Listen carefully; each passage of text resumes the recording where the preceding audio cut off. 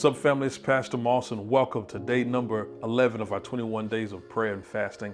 Our text today is Exodus chapter 33, verse 15 through 17, where the Bible says, "Then Moses said, 'If you don't personally go with us, don't make us leave this place. How will anyone know that you look favorably on me and your people, if you don't go with us? For your presence among us sets your people and me apart from all other people on earth.' Then the Lord replied to Moses, 'I will indeed do what you've asked, for I will look favorably upon you, and I know you by name.'" In our text today, we get a sneak peek into the conversation between Moses and God. And something that really leaps out of this text is that Moses basically insists that he doesn't want to take another step on his way to the promised land without the favor of God. He says that the only way the world will be able to distinguish your people from them is if they have your favor.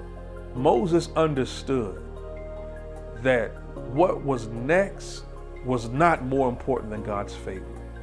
He'd rather stay where he was and have God's favor than to walk into what's next without it. Family, I want to submit this morning that we need God's favor for the next steps in our life.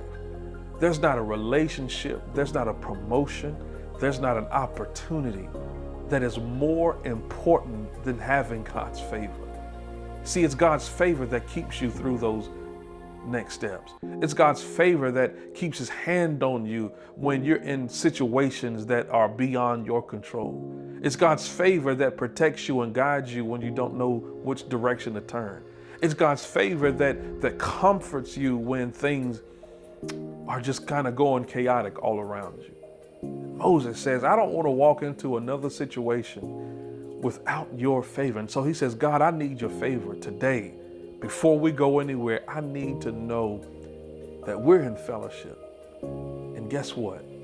God says, "Moses, I'm going to do what you ask. I'm going to be with you. I'm going to keep my favor on you. I'm going to keep my hand on your life." And I believe because Moses chose God before what was next, God rewarded Moses with his favor.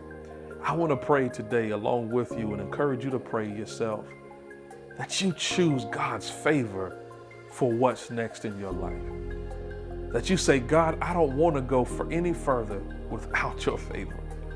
I don't want to accept an opportunity if your hand isn't on it. I don't want to take the next steps in my life without your favor, because it's your favor that makes all the difference." And watch how God will release you for next and keep you in his favor. May God bless you today as you begin to pray.